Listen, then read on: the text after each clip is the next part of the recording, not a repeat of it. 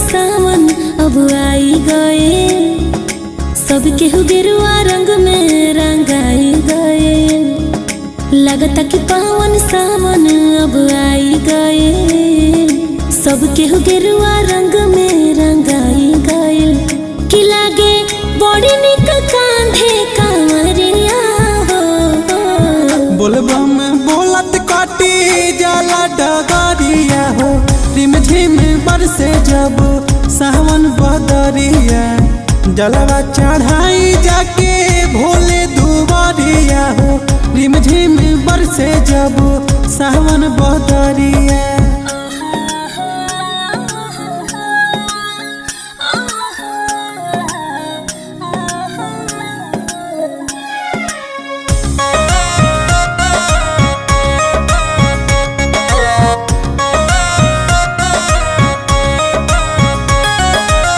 चढ़ते सावनवा मनवा बम बम बोले, दर्शन ला व्याकुल बना जरिया।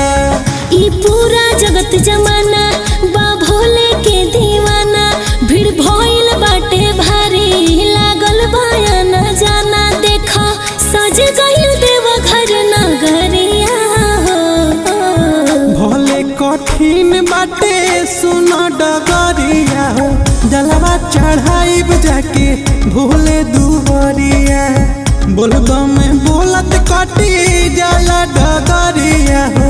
रिम झिम बरसे जब सावन बदरिया।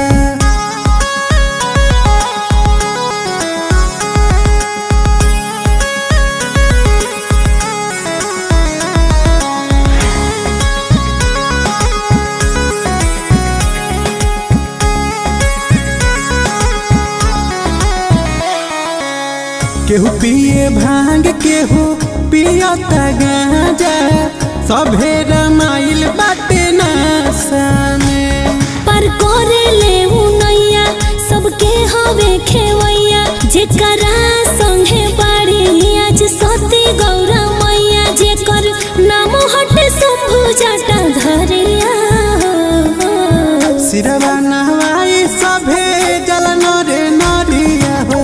रिम झिम बरसे जब सावन बदरिया, जलवा चढ़ाई जाके भोले दुआरिया हो।